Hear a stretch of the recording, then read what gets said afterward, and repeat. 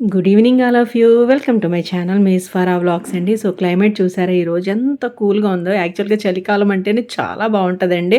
So నాకైతే ఏమైనా sweet తినాలని క్రేవింగ్స్ ఏనండి. మార్కెట్కి అయితే అలా వచ్చేసాను అనమాట జిలేబీ తీసుకుందామని. వేడి వేడి జిలేబీ చలికాలంలో తింటే చాలా బాగుంటుంది కదండి. వీళ్ళు ప్రాసెస్ కూడా చాలా బాగుంటుంది. మనకి అది ట్రై చేసినా ఇంట్లో అస్సలు చేయలేమండి. చేయి భలే తిప్పుతారు వాళ్ళు. సో ఇలా చూస్తుంటే మా డాడీ ఎప్పుడు చెప్తారండి, మా డాడీ చిన్నప్పుడు వాళ్ళ అత్తయ్య గారు అంటే మా తాతయ్య గారు ఉండేవారు కదండి, వాళ్ళ సిస్టర్ భోపాల్లో ఉండేవారు.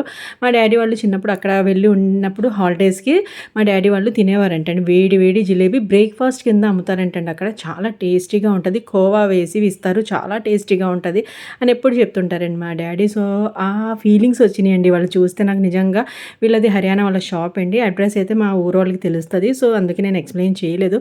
సో వేడి వేడి జిలేబీ అయితే ఇంటికి తీసుకుని వచ్చేసాను. పక్కన పెరుగు ఎందుకు పెట్టారంటారా, మా మమ్మీ చెప్తారు చూడండి.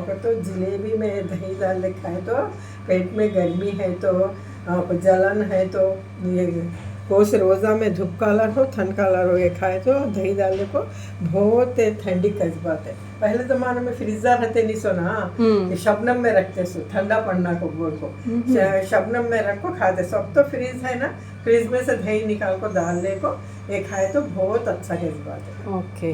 సో ఫ్రెండ్స్, మా మమ్మీ చెప్తుంది ఏంటంటే వాళ్ళ చిన్నప్పుడైతే ఇలా జిలేబీ ఉండేది కదండి, పెరుగులో నానబెట్టి నైట్ అంతా మంచులో పెట్టి తినేవాళ్ళు అంటండి. అప్పుడు ఫ్రిడ్జ్లో అవి ఉండేవి కాదు కదా. ఇలా తింటే చాలా మంచిది, చాలా చలువ చేస్తుంది అంటున్నారు. సో ఇది నా వీడియో నచ్చినట్లయితే లైక్ చేసి